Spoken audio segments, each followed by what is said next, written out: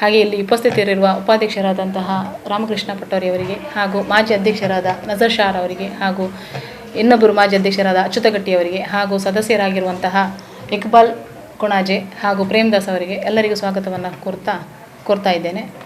ಹಾಗೆ ಇವತ್ತಿನ ವಿಚಾರ ಏನು ಅಂದರೆ, ನಮ್ಮ ಕೊಣಾಜೆ ಗ್ರಾಮವು ಸೀಲ್ ಡೌನ್ ಆಗಿದೆ. ನಮ್ಮ ಮಾನ್ಯ ಜಿಲ್ಲಾಧಿಕಾರಿಯ ದಕ್ಷಿಣ ಕನ್ನಡದ ಜಿಲ್ಲಾಧಿಕಾರಿಯವರ ಆದೇಶದಂತೆ ಪ್ರಕರಣಗಳು ಎಲ್ಲಿ ಜಾಸ್ತಿ ಇದೆಯಾ ಅಲ್ಲಿ ಸೀಲ್ ಡೌನ್ ಮಾಡಬೇಕಂತ ಹೇಳಿ ಆದೇಶವನ್ನು ಒಂದು ಹೊರಡಿಸಿದ್ದಾರೆ. ಅವರ ಆದೇಶದಂತೆ ನಾವು ಇವತ್ತು ಕೊಣಾಜೆ ಗ್ರಾಮವನ್ನು ಪೂರ್ಣವಾಗಿ ಸೀಲ್ ಡೌನನ್ನು ಮಾಡಿರುತ್ತೇವೆ. ಈ ಹಿನ್ನೆಲೆಯಲ್ಲಿ ನಮ್ಮ ಗ್ರಾಮದಲ್ಲಿ ಎಲ್ಲಿ 50ಕ್ಕಿಂತ ಹೆಚ್ಚು ಪ್ರಕರಣಗಳು ಕಂಡು ಬರ್ತದ ಆ ಏರಿಯಾವನ್ನು ವಿಶೇಷವಾಗಿ ನಾವು ಸೀಲ್ ಡೌನ್ ಮಾಡಿ ಅಲ್ಲಿನ ತಪಾಸಣೆಯನ್ನು ನಾವು ಮಾಡಿ ಅಲ್ಲಿಗೆ ನಾವು ಮೊದಲ ಪ್ರಾಧಾನ್ಯತೆ ಕೊಟ್ಟು ತಪಾಸಣೆಯನ್ನು ಮಾಡ್ತಾ ಇದ್ದೇವೆ. ಆ ಕಾರಣದಿಂದಾಗಿ ಅಲ್ಲಿನ ಸುತ್ತಮುತ್ತಲಿನ 50 ಪ್ರಕರಣಗಳು ಎಲ್ಲೂ ಹೆಚ್ಚಾಗಿದೆಯಾ ಆ ಏರಿಯಾದ ಸುತ್ತಮುತ್ತಲಿನ ಏರಿಯಾವನ್ನು ಕೂಡ ನಾವು ಅಲ್ಲಿ ಪೂರ್ಣವಾಗಿ ಎಲ್ಲ ಕಟ್ಟುನಿಟ್ಟಿನ ಸೀಲ್ ಡೌನನ್ನು ಮಾಡಿದ್ದೇವೆ ನಾವು ಈಗಾಗಲೇ. ಹಾಗೆಯೇ ಈ ಸೀಲ್ ಡೌನ್ಗೆ ಅನ್ವಯ ಆಗುವಂತೆ ಕೆಲವೊಂದು ಶಿಸ್ತು ಕ್ರಮಗಳನ್ನು ನಾವು ಕೈಗೊಂಡಿದ್ದೇವೆ. ಕೊಣಾಜೆ ಗ್ರಾಮ ಪಂಚಾಯತಿನಿಂದ ಕೆಲವೊಂದು ಶಿಸ್ತು ಕ್ರಮಗಳನ್ನು ನಾವು ಕೈಗೊಂಡಿದ್ದೇವೆ. ಆ ಶಿಸ್ತು ಕ್ರಮಗಳಲ್ಲಿ ಒಂದು, ಎಲ್ಲಿ ಈಗ 50ಕ್ಕಿಂತ ಹೆಚ್ಚು ಪ್ರಕರಣಗಳು ಕಂಡು ಬಂದಿದೆಯಾ ಅಲ್ಲಿ ಮೊದಲಿಗೆ ನಾವು ವೈದ್ಯಕೀಯವಾಗಿ ಕೋವಿಡ್-19 ತಪಾಸಣೆಯನ್ನು ಈಗಾಗಲೇ ಶುರು ಮಾಡಿದ್ದೇವೆ. ನಾವು ಈಗಾಗಲೇ ತಪಾಸಣೆ ಮಾಡ್ತಾ ಇದ್ದಾರೆ 2 ಕಡೆಗಳಲ್ಲಿ. ಹಾಗೆಯೇ ಎಲ್ಲ ಕೊಣಾಜೆ ಗ್ರಾಮಗಳ ಹೆದ್ದಾರಿಗಳು ಬಂದು ಎಲ್ಲಿ ಕೊಣಾಜೆ ಗ್ರಾಮಕ್ಕೆ ಸೇರ್ತದ ಅಲ್ಲಿ ಎಲ್ಲ ಕಡೆಗೆ ಸಹ ನಾವು ಪೂರ್ಣವಾಗಿ ಬಂದ್ ಮಾಡಿದ್ದೇವೆ. ಎಲ್ಲಿ ರಾಷ್ಟ್ರೀಯ ಹೆದ್ದಾರಿಗಳಿಂದ ಸೇರುವಲ್ಲಿ ಅಥವಾ ಸಣ್ಣ ಸಣ್ಣ ಕೆಲವೊಂದು ಕನೆಕ್ಟ್ ಆಗುವ ರೋಡ್ಗಳನ್ನೆಲ್ಲ ನಾವು ಬ್ಯಾರಿಕೇಡ್ ಇಟ್ಟು ಬಂದ್ ಮಾಡಿಸಿದ್ದೇವೆ. ಒಂದು. ಎರಡನೇದಾಗಿ ಕೊಣಾಜೆ ಗ್ರಾಮದ ಒಳಗಿರುವ ಎಲ್ಲ ಅಂಗಡಿಗಳನ್ನು ಕೂಡ ನಾವು ಬಂದ್ ಮಾಡಿದ್ದೇವೆ. ಅದು ಸಹ ಪೂರ್ಣವಾಗಿ ಬಂದಾಗಿದೆ. ಯಾರಿಗೂ ಯಾವುದೇ ವ್ಯವಸ್ಥೆ ಇಲ್ಲ, ಯಾರಿಗೂ ಯಾವುದೇ ಓಡಾಟ ಇಲ್ಲ, ಮತ್ತು ಯಾರಿಗೂ ಮನೆಯಿಂದ ಹೊರಗೆ ಬರುವ ಹಾಗೆ ಇಲ್ಲ ಅಂತ ಹೇಳಿ ಕಟ್ಟುನಿಟ್ಟಿನ ಶಿಸ್ತನ್ನು ನಾವು ಕ್ರಮಕ್ಕೆ ಕೈಗೊಂಡಿದ್ದೇವೆ. ಹಾಗೆಯೇ ಎಲ್ಲೆಲ್ಲ ಕೊಣಾಜೆ ಗ್ರಾಮದಲ್ಲಿರುವ ಎಲ್ಲ ಅಂಗಡಿಗಳನ್ನು ಅವರ ಅಂಗಡಿಗಳ ಓನರ್ಗಳು ಯಾರಿದ್ದಾರ, ಅಲ್ಲಿ ಯಾರು ಕೆಲಸ ಮಾಡ್ತಿದ್ದಾರ ಅವರ ತಪಾಸಣೆಯನ್ನು ಕೂಡ ನಾವು ಮಾಡಲಿಕ್ಕೆ ಈಗ ಅಲ್ಲಿಗೆ ಸ್ವಲ್ಪ ಮೊದಲ ಪ್ರಾಧಾನ್ಯತೆ ಕೊಟ್ಟಿದ್ದೇವೆ. ಈ ಪ್ರಾಧಾನ್ಯತೆಯನ್ನು ಎಲ್ಲ ಕೊಣಾಜೆ ಗ್ರಾಮದಲ್ಲಿ ಎಷ್ಟು ಅಂಗಡಿಗಳಿದೆಯಾ ಅವರಿಗೆಲ್ಲರಿಗಿದು ಅನ್ವಯ ಆಗ್ತದೆ. ಯಾರು ಸಹ ಇದರಲ್ಲಿ ಮಾಡುವುದಿಲ್ಲ ಅಂತ ಹೇಳಲಿಕ್ಕಿಲ್ಲ, ಎಲ್ಲರಿಗೂ ಸಹ ಮಾಡ್ತೇವೆ. ಇನ್ನೊಂದು ವಿಚಾರ ಏನಂದರೆ, ತುರ್ತು ಅವಶ್ಯಕತೆ ಇದ್ದವರಿಗೆ, ಏನಾದರೂ ವೈದ್ಯಕೀಯ ಅವಶ್ಯಕತೆ ಇದ್ದವರಿಗೆ ಒಂದು ಅವಕಾಶ ಮಾಡಿದ್ದೇವೆ ಹೋಗಲಿಕ್ಕೆ. ಗಮನಕ್ಕೆ ತಂದು, ಯಾರದಾದ್ರೂ ಗಮನಕ್ಕೆ ತಂದು, ಇಲ್ಲಿ ಕೊಣಾಜೆ ಗ್ರಾಮ ಅವರವರ ವಾರ್ಡಿನವರ ಮೆಂಬರ್ಗಳ ಗಮನಕ್ಕೆ ತಂದು ಅಲ್ಲಿ ಒಂದು ಸಹಾಯವಾಣಿ ಅಂತ ಮಾಡಿದ್ದೇವೆ. ಪ್ರತಿ ವಾರ್ಡಿನಲ್ಲಿ ಕೂಡ ನಾವು ಒಂದೊಂದು ಸಹಾಯವಾಣಿ ಅಂತ ಮಾಡಿದ್ದೇವೆ. ಒಬ್ಬೊಬ್ಬರ ನಂಬರ್ ಕೊಟ್ಟು ಒಂದು ಸಹಾಯವಾಣಿ, ತುರ್ತು ಅವಶ್ಯಕತೆ ಇದ್ದಲ್ಲಿ ಅವರಿಗೆ ಸಹಾಯವಾಣಿ ಅಂತ ಮಾಡಿದ್ದೇವೆ. ಆ ಸಹಾಯವಾಣಿಗೆ ತಿಳಿಸಿ ಅಲ್ಲಿಂದ ಅವರ ವೈದ್ಯಕೀಯ ತಪಾಸಣೆ ಇದ್ದರೆ ಎಮರ್ಜೆನ್ಸೀಸ್ ಅದಕ್ಕೆ ನಾವು ಅವಕಾಶ ಕೊಟ್ಟಿದ್ದೇವೆ. ಮತ್ತೊಂದು, ನ್ಯಾಯಬೆಲೆ ಅಂಗಡಿ ಬಂದಾಗಿದೆ. ಎರಡು ಕಡೆ ನ್ಯಾಯಬೆಲೆ ಅಂಗಡಿ ಇದೆ ನಮ್ಮ ಕೊಣಾಜೆ ಗ್ರಾಮದಲ್ಲಿ. ಅದು ಎರಡನ್ನು ಪೂರ್ಣವಾಗಿ ಬಂದ್ ಮಾಡಿದ್ದೇವೆ. ಬ್ಯಾಂಕ್ಗಳನ್ನು ಪೂರ್ಣವಾಗಿ ಬಂದ್ ಮಾಡಿದ್ದೇವೆ.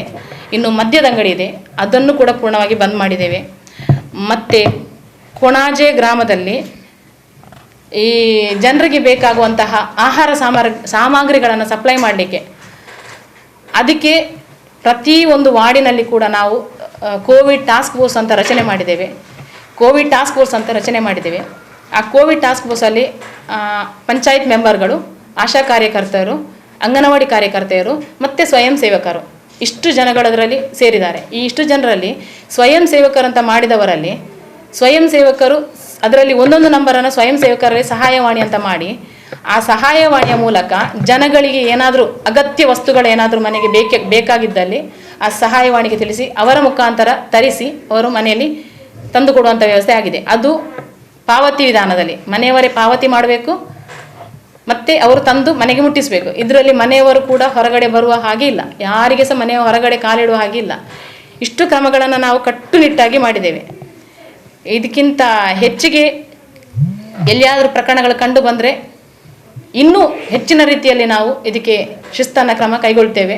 ಜನಗಳು ಈಗಾಗಲೇ ಇವತ್ತಿನ ಮಟ್ಟಿಗೆ ಸ್ವಲ್ಪ ಏನೋ ಒಂದೊಂದು ಕಡೆ ಎಲ್ಲ ಓಡಾಟ ಇತ್ತು, ಬಟ್ ಈಗ ಪೂರ್ಣವಾಗಿ ಬಂದಾಗಿದೆ. ನಾವು ಪ್ರತಿಯೊಂದು ವಾರ್ಡ್ಗೆ ಕೂಡ ಭೇಟಿ ನೀಡಿ ಎಲ್ಲೆಲ್ಲಿ ಬ್ಯಾರಿಕೇಡ್ ಹಾಕಿದ್ದಾರೆ, ಎಲ್ಲೆಲ್ಲ ಬಂದ್ ಮಾಡಿದ್ದಾರೆ, ಎಲ್ಲ ವಾರ್ಡ್ಗಳನ್ನು ಹೋಗಿ ಭೇಟಿ ಮಾಡಿ ಅಲ್ಲಿ ಹೋಗಿ ತಪಾಸಣೆ ಮಾಡಿ ಎಲ್ಲ ವ್ಯವಸ್ಥೆ ಮಾಡಿ ಬಂದಿದ್ದೇವೆ.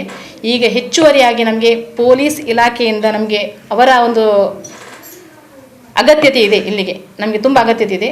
ಕೆಲವೊಂದು ಜಾಗಗಳಲ್ಲಿ ನಮಗೆ ಅಗತ್ಯತೆ ಇದೆ.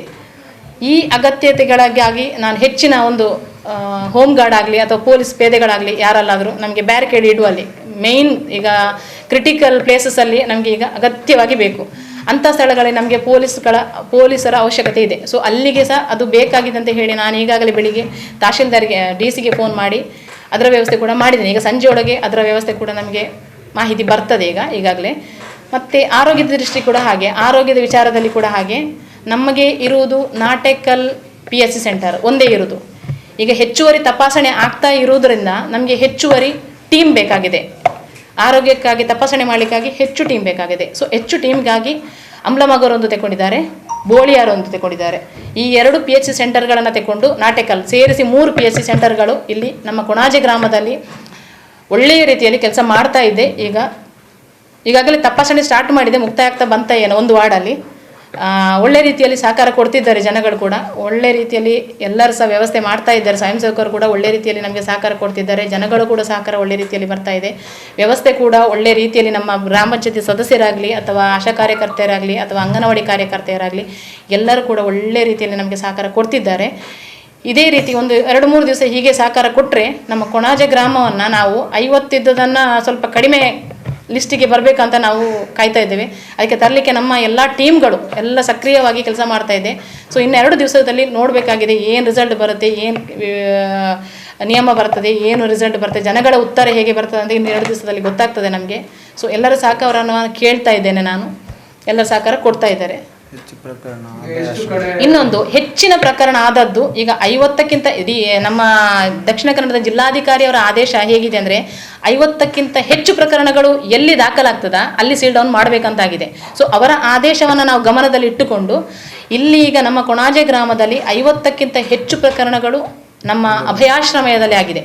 ಸೊ ಅಭಯಾಶ್ರಮದಲ್ಲಿ ಆದ ಕಾರಣ ಅಲ್ಲಿಗೆ ಹೆಚ್ಚಿನ ನಾವು ಪ್ರಾಧಾನ್ಯತೆ ಕೊಟ್ಟು ಅಲ್ಲಿಗೆ ಏನು ವ್ಯವಸ್ಥೆ ಬೇಕಾ, ತಪಾಸಣೆಗೆ ಏನು ವ್ಯವಸ್ಥೆ ಬೇಕಾ ಅದನ್ನು ಸಹ ಮಾಡಿದ್ದೇವೆ.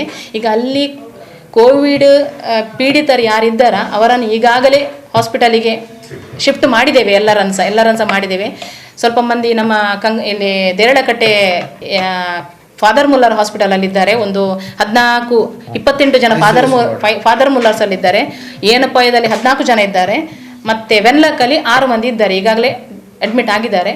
ಅವರದ್ದು ಅಲ್ಲಿ ಶಿಫ್ಟ್ ಮಾಡಿ ಆಗಿದೆ. ಸೊ ಆ ಅಭಯಾಶ್ರಮ ಸ್ಥಳ ಮತ್ತು ಅದರ ಸುತ್ತಮುತ್ತಲಿನ ಸ್ಥಳವನ್ನೆಲ್ಲ ಈಗ ಸಂಪೂರ್ಣವಾಗಿ ಯಾರೂ ಓಡಾಟ ಇಲ್ಲದ ಹಾಗೆ ಕಟ್ಟುನಿಟ್ಟಿನಲ್ಲಿ ನಾವು ಅದನ್ನು ಬಂದ್ ಮಾಡಿದ್ದೇವೆ, ಪೂರ್ಣವಾಗಿ ಬಂದ್ ಮಾಡಿದ್ದೇವೆ. ಅಲ್ಲಿ ಜನಗಳ ಓಡಾಟ ಆಗಲಿ ಅಥವಾ ಬೇರೆ ಯಾರದೇ ಓಡಾಟ ಆಗಲಿ ಯಾರ್ದು ಇಲ್ಲ, ವೆಹಿಕಲ್ ಹೋಗೋದಾಗಲಿ ಯಾವುದೇ ವ್ಯವಸ್ಥೆ ಇಲ್ಲ. ಇನ್ನೊಂದು ವಿಚಾರ, ನಮ್ಮ ಇಲ್ಲಿ ಒಂದು ಸಂಸ್ಥೆ ಮಂಗಳೂರು ವಿಶ್ವವಿದ್ಯಾನಿಲಯ ಸರ್ಕಾರಿ ಕಚೇರಿ ಇದೆ. ಈ ಕಚೇರಿಗಳಿಗೆ ಬರುವವರು ಮತ್ತು ಇಲ್ಲಿಂದ ಕೊಣಾಜೆ ಗ್ರಾಮದಿಂದ ಹೊರಗಡೆ ಹೋಗುವ ಈ ಹಾಸ್ಪಿಟಲಿಗೆ ಕೆಲಸಕ್ಕೆ ಹೋಗುವಂಥ ಸಿಬ್ಬಂದಿಗಳಿದ್ದಾರೆ. ಅವರಿಗೆ ಮೊದಲ ಆದ್ಯತೆ ಇದೆ, ಹೋಗಲಿಕ್ಕೆ ಅನ್ಬೇಕಂತ ಅನುಮತಿ ಇದೆ. ಸೊ ಅವರು ಹೋಗಬೇಕಿದ್ರು ನಮ್ಮ ಮಂಗಳೂರು ವಿಶ್ವವಿದ್ಯಾನಿಲಯಕ್ಕೆ ಕೆಲಸಕ್ಕೆ ಬರುವವರು ಕೂಡ ತಪಾಸಣೆ ಮಾಡಿಯೇ ಒಳಗೆ ಬರಬೇಕಂತ ಒಂದು ನಿಯಮ ಮಾಡಿದ್ದೇವೆ. ಯಾರು ತಪಾಸಣೆ ಮಾಡಲಿಲ್ಲವ ಅದನ್ನು ತಪಾಸಣೆ ಮಾಡಿ ನೆಗೆಟಿವ್ ರಿಪೋರ್ಟನ್ನು ತೋರಿಸಿ ಕೂಡಲೇ ಬರ್ತದೆ ರಿಪೋರ್ಟನ್ನು. ನೆಗೆಟಿವ್ ರಿಪೋರ್ಟ್ ಬಂದವರು ಇಲ್ಲಿ ಮಂಗಳೂರು ವಿಶ್ವವಿದ್ಯಾನಿಲಯಕ್ಕೆ ಬಂದು ಅವರ ಕೆಲಸ ತುರ್ತು ಸೇವೆ ಏನಿದೆಯೋ ಅದನ್ನು ನಿರ್ವಹಿಸಬಹುದು ಅಂತ ಹೇಳಿದ್ದೇವೆ. ಹಾಗೆ ಇಲ್ಲಿಂದ ಹೊರಗೆ ಹೋಗುವವರು ಕೂಡ ತುರ್ತು ಸೇವೆ ಇದ್ದವರಿಗೆ ಇಲ್ಲಿಂದ ನೆಗೆಟಿವ್ ರಿಪೋರ್ಟ್ ಹಿಡ್ಕೊಂಡು ID ಕಾರ್ಡ್ ಹಿಡ್ಕೊಂಡು ಹೋಗಲಿಕ್ಕೆ ಬರಲಿಕ್ಕೆ ಅವಕಾಶ ಮಾಡಿ ಕೊಟ್ಟಿದ್ದೇವೆ. ಇಷ್ಟು ನಮ್ಮಲ್ಲಿ ತಗೊಂಡಂತಹ ನಿರ್ಧಾರ. ಇಡೀ ಕೊಣಾಜೆ ಗ್ರಾಮವನ್ನೇ ಸೀಲ್ ಡೌನ್ ಮಾಡಿದ್ದೇವೆ ಅಂತ ಒಂದೇ ಪ್ಲೇಸ್ ಇರೋದು. ಅಭಯಾಶ್ರಮ ಅನ್ನೋದು ಅಲ್ಲೇ ಒಂದು ಕೇಸ್ 51 ಕೇಸ್ ಆಗಿರೋದು ಅಲ್ಲೇ. ಬಾಕಿ ಎಲ್ಲ ಕಡೆ 3, 4, 5, 6 ಹಾಗೆ ಆಗಿದೆ. ಬಟ್ 51 ಪ್ರಕರಣಗಳು ಅಭಯಾಶ್ರಮ ಆದದರಿಂದ ಮೊದಲು ಅಲ್ಲಿ ಪ್ರಾಧಾನ್ಯತೆ ಕೊಟ್ಟು ಈಗಾಗಲೇ ತಪಾಸಣೆ ಸ್ಟಾರ್ಟ್ ಆಗಿದೆ, ತಪಾಸಣೆ ಮಾಡ್ತಾ ಇದ್ದಾರೆ. ಮತ್ತೆ ಅದರ ಸುತ್ತಮುತ್ತಲು ಈಗ ಆ್ಯಕ್ಚುಲಿ ಎಲ್ಲಿ ಕೇಸಸ್ ಜಾಸ್ತಿ ಆಗದ ಅದರ ಸುತ್ತಮುತ್ತಲು 50 ಮನೆಗಳನ್ನು ಮಾಡಬೇಕಂತ ಒಂದು ಆದೇಶ ಇದೆ. ಸೊ ಅಭಯಾಶ್ರಮದ ಸುತ್ತ ಇರುವುದು ನಮ್ಮ ಅಸೈಗೋಡು ಸೈಟ್. ಆದ್ದರಿಂದ ಸೈಟಲ್ಲಿ ಕೂಡ ಈಗ ತಪಾಸಣೆ ನಡೀತಾ ಇದೆ, ತಪಾಸಣೆ ಆಗ್ತಾ ಇದೆ. ಜನರು ಕೂಡ ಸಹಕರಿಸ್ತಾರೆ. ಜನರು ಕೂಡ ಒಳ್ಳೆ ರೀತಿಯಲ್ಲಿ ಸಹಕಾರ. 51 ಕೇಸಸ್ ಇದೆ. ಅದರಲ್ಲಿ ಈಗ ಒಂದು ನಿನ್ನೆ ಡೆತ್ ಆಗಿದೆ, ಒಬ್ರು ಜೆಂಟ್ಸ್ ಡೆತ್ ಆಗಿದ್ದಾರೆ 51ರಲ್ಲಿ. ಇಲ್ಲ ನಮಗೆ ನಿನ್ನೆ ತನಕ ಬಂದ ಮಾಹಿತಿ 51, ಮತ್ತೆ ಇವತ್ತಿನ ರಿಪೋರ್ಟ್ ಬರಲಿಲ್ಲ, ಇನ್ನು ಬರಬೇಕಷ್ಟೇ. ಟೋಟಲ್ ನಮಗೆ 80 ತನಕ ಉಂಟು, 79 ಕೇಸಸ್ ಉಂಟು. 79 ಇಲ್ಲ, ಇವತ್ತು ಪುನಃ 81 ಆಗಿರ್ಬೇಕು. ಯಾವುದು ಅಲ್ಲಿ ಎಲ್ಲರದ್ದು ಟೆಸ್ಟ್ ಆಗಿದೆ.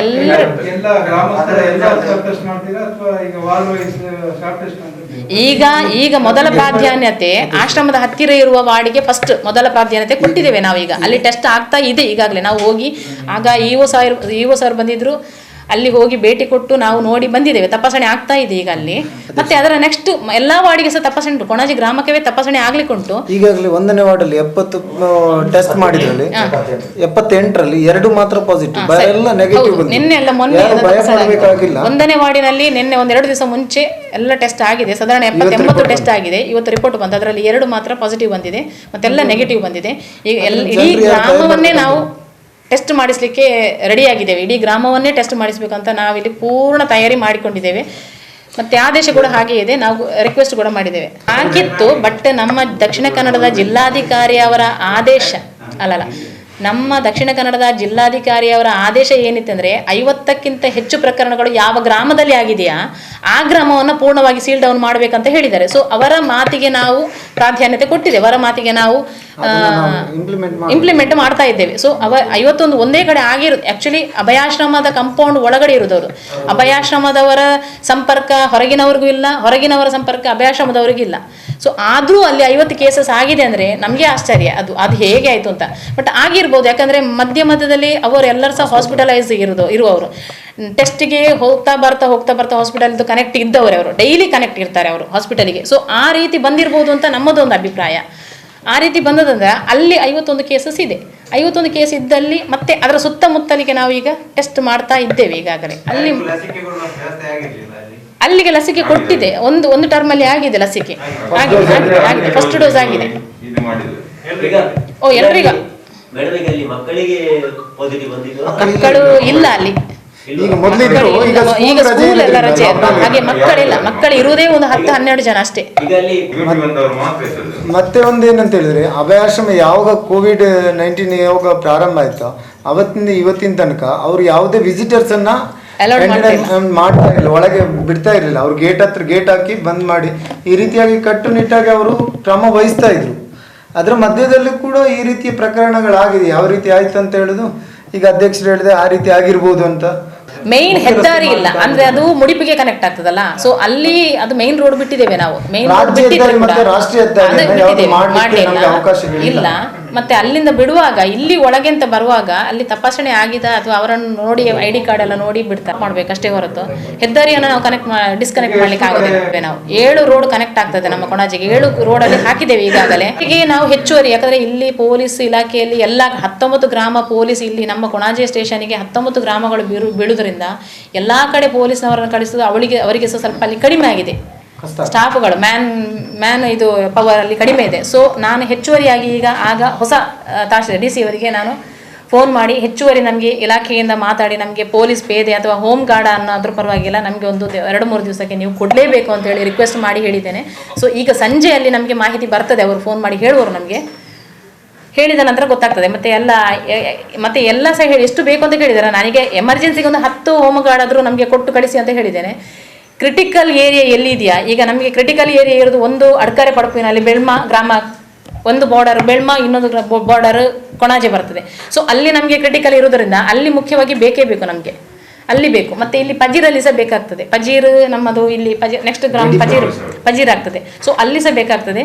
ಎಲ್ಲಿ ಇಂಪಾರ್ಟೆನ್ಸ್ ಇದೆಯಾ ಅಲ್ಲಿ ನಾವು ಹಾಕಿ ವ್ಯವಸ್ಥೆ ಮಾಡ್ತೇವೆ. ಎಲ್ಲಿ ತುಂಬ ಜನಗಳದು ಏನಾದರೂ ಸ್ವಲ್ಪ ಕಿರಿಕಿರಿ ಇರ್ತದೆ ಅಥವಾ ಏನಾದರೂ ಒಂದು ತಾರತಮ್ಯ ಏನಾದರೂ ಇದ್ದರೆ ಅಲ್ಲಿ ಅಂಥ ಪ್ಲೇಸಲ್ಲಿ ನಾವು ಕಡ್ಡಾಯವಾಗಿ ಹಾಕ್ತೇವೆ. ಹೆಚ್ಚುವರಿ ಬೇಕಿದ್ರೆ ಪುನಃ ಕೇಳ್ತೇವೆ ನಾವು. ಈಗ 10 ಅಂತ ಕೇಳಿದ್ದೇನೆ ನಾನು ಎಮರ್ಜೆನ್ಸಿಗೆ.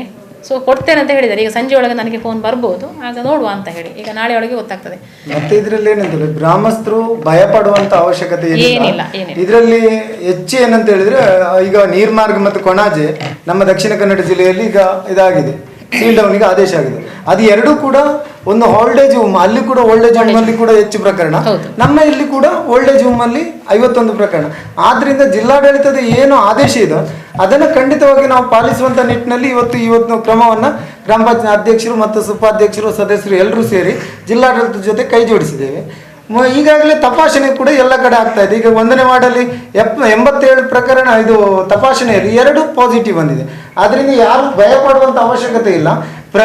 ತಪಾಸಣೆ ಮಾಡಿದ ಕೂಡಲೇ ಪಾಸಿಟಿವ್ ಬರ್ತದೆ ಅನ್ನುವಂಥದ್ದು ಅದೆಲ್ಲ ಸುಳ್ಳು. ಅಂತ ಒಂದು ಇದಕ್ಕೆ ಕಿವಿ ಕೊಟ್ಟು ತಪಾಸಣೆಗೆ ಅವಕಾಶ ಕೊಡದೇ ಇದ್ರೆ ತೊಂದರೆ ಆಗ್ತದೆ. ಆದ್ರಿಂದ ನಾವೆಲ್ಲರೂ ಒಗ್ಗಟ್ಟಾಗಿ ಒಂದಾಗಿ ಕೆಲಸ ಮಾಡಿಕೊಂಡು ಈ ಕೊರೋನಾದ ವಿರುದ್ಧ ಗ್ರಾಮ ಪಂಚಾಯತ್ ಜೊತೆ ನೀವು ಕೈ ಜೋಡಿಸಿದ್ರೆ ಈ ಪ್ರಕರಣಗಳು ಅಂತ್ಯ ಮಾಡಿ ನಾವು ಬರುವ ಸೋಮವಾರದಿಂದ ನಾವು ಸಾಮಾನ್ಯ ರೀತಿಯಲ್ಲಿ ಓಡಾಡಬಹುದು ಅನ್ನುವಂತ ನಾವು ಈ ಪತ್ರಿಕಾ ಮಾಧ್ಯಮದ ಮುಖಾಂತರ ತಿಳಿಸ್ಲಿಕ್ಕೆ ಬಯಸ್ತೀವಿ. 1 ವಾರ 21 ತಾರೀಕು ತನಕ ಸೀಲ್ ಡೌನ್. ಈಗಿನ ಆದೇಶದಂತೆ 21 ತಾರೀಕು ತನಕ ಸೀಲ್ ಡೌನ್. ನಿನ್ನೆಯಿಂದ ಸ್ಟಾರ್ಟ್ ಆಗಿದೆ. ಬಟ್ ನಿನ್ನೆ ಸೀಲ್ ಡೌನ್ ಆಗಲಿಲ್ಲ, ಆದೇಶ ಇತ್ತು. ಬಟ್ ಇವತ್ತಿಂದ ಅದು ಕಾರ್ಯಗತವಾಗಿ ಪೂರ್ಣವಾಗಿ ಆಗಿದೆ. ಸೊ 21 ತಾರೀಕು ತನಕ ಸೀಲ್ ಡೌನ್ ಆಗಿದೆ. ಇನ್ನು ಮುಂದಿನದು ನಮ್ಮದು ರಿಸಲ್ಟ್ ನೋಡಿ ಇನ್ನು ಮುಂದಿನ ಆದೇಶ ಏನು ಬರ್ತದೆ ಅಂತ ನೋಡಬೇಕು. ಯಾಕಂದರೆ ಇವತ್ತು ಬಂದ ಆದೇಶ ನಾಳೆ ಇರುವುದಿಲ್ಲ. ಸೊ ಆದೇಶದ ಮೇಲೆ ಡಿಪೆಂಡ್ ಆಗಿ ಉಂಟು. ಮತ್ತು ಇಲ್ಲಿ ನಮ್ಮ ಗ್ರಾಮದಲ್ಲಿ ಎಲ್ಲ ಜನಗಳ ಸಹಕಾರ ಉಂಟು, ಎಲ್ಲ ಮೆಂಬರ್ಗಳ ಸಹಕಾರ ಉಂಟು. ಎಲ್ಲರೂ ಒಳ್ಳೆ ರೀತಿಯಲ್ಲಿ ಸಹಕಾರ ಮಾಡ್ತಿದ್ದಾರೆ. ಎಲ್ಲದಕ್ಕೆ ಸಹಕಾರ ಕೊಡಲೇಬೇಕು, ಮಾಡಲೇಬೇಕು, ನಾವು ಕೊಡಲೇಬೇಕು. ಅವರು ಕೊಡ್ತಾ ಇದ್ದಾರೆ ಸರ್. ಇನ್ನೂ ಹೆಚ್ಚಿನ ರೀತಿಯಲ್ಲಿ ಕೊಟ್ಟರೆ ನಮಗೆ ಸಹ ಸ್ವಲ್ಪ ಕೆಲಸ ಕಡಿಮೆ ಆಗ್ತದೆ. ಮತ್ತೆ ಅನೌನ್ಸ್ ಮಾಡ್ತಾ ಇದ್ದೇವೆ, ಅನೌನ್ಸ್ಮೆಂಟ್ ಮಾಡ್ತಿದ್ದೇವೆ. ಯಾವೆಲ್ಲ ನಾವು ನಿಯಮಗಳನ್ನು ಪಾಲನೆ ಮಾಡ್ತಾ ಇದ್ದೇವಾ ಅದೆಲ್ಲ ಪ್ರತಿ ವಾರ್ಡಿಗೆ ಹೋಗಿ ಮೂಲೆಗೆ ಹೋಗಿ ಅನೌನ್ಸ್ಮೆಂಟ್ ಮಾಡ್ತಾ ಇದ್ದಾರೆ. ನಿನ್ನೆಯಿಂದ ಆಗಿದೆ. ಬ್ಯಾರಿಕೇಡ್ ಎಲ್ಲೆಲ್ಲ ಹಾಕಿದ್ದೇವೆ, ಅಲ್ಲೆಲ್ಲ ಬ್ಯಾನರ್ ಸಹ ಹಾಕಿದ್ದೇವೆ. ನಾವು ಸೋಷಿಯಲ್ ಮೀಡಿಯಾದಲ್ಲಿ ಸಹ ನಾವೆಲ್ಲ ನಮ್ಮ ಏನು ಕಟ್ಟುನಿಟ್ಟಿನ ಶಿಸ್ತು ಉಂಟು ಅಥವಾ ಏನಾದರೂ ಹೆಚ್ಚುವರಿ ಏನಾದರೂ ಇದ್ದರೆ ಎಲ್ಲ ಮೀಡಿಯಾದಲ್ಲಿ ಸಹ ನಾವು ನಮ್ಮ ಸೋಷಿಯಲ್ ಗ್ರೂಪಲ್ಲಿ ಸಹ ನಾವು ಎಲ್ಲ ಶೇರ್ ಮಾಡ್ತಾ ಇದ್ದೇವೆ. ದೊಡ್ಡ ವಿಸ್ತಾರವಾಗಿರುವಂತ ಒಂದು 18,000 ಈಗ 2011 ಸೆನ್ಸಸ್ ಪ್ರಕಾರ ನಾವು 13,000 12,000 ಇದ್ರೆ ಈಗ ಜನಸಂಖ್ಯೆ ಜಾಸ್ತಿ ಆಗಿದೆ. ಒಂದೇ ದಿವಸದಲ್ಲಿ ಎಲ್ಲವನ್ನು ಕೂಡ ಗ್ರಾಮ ಪಂಚಾಯತ್ ಕೂಡ ಅಷ್ಟು ಒಂದೇ ಸರಿಗೆ ಎಲ್ಲವನ್ನು ಕೂಡ ಮಾಡ್ಲಿಕ್ಕೆ ಆಗುದಿಲ್ಲ. ನಿನ್ನೆ ಈಗ ಆದೇಶ ಬಂದಿದ್ರು, ನಿನ್ನೆ ಬೆಳಿಗ್ಗೆಯಿಂದ ಇವತ್ತಿನ ತನಕ ನಿರಂತರವಾಗಿ ಗ್ರಾಮ ಪಂಚಾಯತ್ ಇದಕ್ಕಾಗಿ ಪ್ರಯತ್ನ ಪಡ್ತಾ ಇದೆ. ಅದಕ್ಕೆ ಜನರ ಸಹಕಾರ ಬಹಳ ಮುಖ್ಯ ಆಗಿರ್ತದೆ. ಜನರು ಯಾವ ರೀತಿ ಸಹಕಾರ ಕೊಡ್ತಾರೋ ಅದರ ಬೇಸಿಸ್ ಅಲ್ಲಿ ನಾವು ಈ ಒಂದು ಮಹಾಮಾರಿಯಿಂದ ನಾವು ಪಾರಾಗಬಹುದು ಅನ್ನೋಂತ ಒಂದು ನಿರೀಕ್ಷೆ. ಈಗ ನೆಗೆಟಿವ್ ವರದಿ ನೋಡುವುದು ಯಾರಲ್ಲಿ? ನೀವೀಗ ಯೂನಿವರ್ಸಿಟಿಗೆ ಬರುವವರು ಮತ್ತೆ ಇಲ್ಲಿಂದ ಹೋಗುವವರು ಅದನ್ನು ತಪಾಸಣೆ ಮಾಡುವವರು ಯಾರು? ಅಲ್ಲಿ PSC ಅವರು ಮಾಡ್ತಾರಂತೆ. PSC ಸೆಂಟರ್ನವರು ಅಲ್ಲಿ ಮಾಡ್ತಾ ಇದ್ದಾರೆ. ಅಲ್ಲಿ ಅವರು ಈಗ ಯೂನಿವರ್ಸಿಟಿ ಬರುವವರು ಅಲ್ಲ, ಯೂನಿವರ್ಸಿಟಿ ಅಂತ ಹೇಳಿದ್ರೆ ಒಂದು ಇಲ್ಲಿ ಮಾಡ್ತಾ ಇದ್ದಾರೆ ಒಂದು ಸಂಸ್ಥೆ. PHC ಸೆಂಟರ್ ಜವಾಬ್ದಾರಿ ಸರಿ, ಜವಾಬ್ದಾರಿ ಎಲ್ಲರಿಗೂ ಅಲ್ಲ ಸರ್, ಅನ್ಸರ್ ಅವರೇ, ಎಲ್ಲರಿಗೂ ಜವಾಬ್ದಾರಿ ಇರ್ತದೆ. ಆದ್ರೆ ಯೂನಿವರ್ಸಿಟಿ ಇಲ್ಲ ಮಂಗಳೂರು ವಿಶ್ವವಿದ್ಯಾನಿಲಯದಲ್ಲಿ ಬಂದವರಿಗೆ ಇಲ್ಲಿ ಆಫೀಸಲ್ಲಿ ADM ಆಫೀಸಲ್ಲೇ ಒಂದು ಟೀಮ್ ಹೋಗಿದೆ. ಈಗ ADM ಆಫೀಸಲ್ಲಿ ಅಡ್ಮಿನಿಸ್ಟ್ರೇಟಿವ್ ಬ್ಲಾಕ್ ಅಲ್ಲಿ ಪಂಚಾಯತಿ PSC ಸೆಂಟರ್ ಇಂದ ಒಂದು ಟೀಮ್ ಅಲ್ಲಿ ಹೋಗಿದೆ. ಅಲ್ಲಿ ಮಾಡ್ತಾ ಇದ್ದಾರೆ, ತಪಾಸಣೆ ಮಾಡಿಯೇ ಬೆಳಿಗ್ಗೆ ಫೋನ್ ಮಾಡಿ ನಾನು ಎನ್ಕ್ವೈರಿ ಮಾಡಿ ಆಗಿದೆ, ಎಲ್ಲ ಕ್ಲಿಯರ್ ಆಗಿದೆ. ಅದು ಒಂದು ಟೀಮ್ ಅಡ್ಮಿನಿಸ್ಟ್ರೇಟಿವ್ ಬ್ಲಾಕಿಗೆ ಹೋಗಿದೆ, ಅಲ್ಲಿ ತಪಾಸಣೆ ಮಾಡಿ ಒಳಗೆ ಬಿಡ್ತಾರೆ. ಅದು ಕೂಡ ಎಲ್ಲ ಸ್ಟಾಫ್ಗಳಿಲ್ಲ, 50% ಅಂತ ಹೇಳಿದ್ದಾರೆ. ಅದು ಸಹ ಇನ್ ಕೇಸ್ ಎಮರ್ಜೆನ್ಸಿ ಇದ್ರೆ ತತ್ಕಾಲ ಅಂತ ಬರ್ತದಲ್ಲ, ಆ ಕೇಸಸ್ಗೆ ಮಾತ್ರ ಅವರು ಎಮರ್ಜೆನ್ಸಿಯಾಗಿ ಕೆಲವು ಸ್ಟಾಫ್ಗಳನ್ನು ಕರೀತಾರೆ. ಅವರದ್ದು ತಪಾಸಣೆ ಆಗಿ ಒಳಗೆ ಬಿಡ್ತಾರೆ. ಅದು ಬೆಳಿಗ್ಗೆ ಒಂದು ಟೀಮ್ ಹೋಗಿದೆ.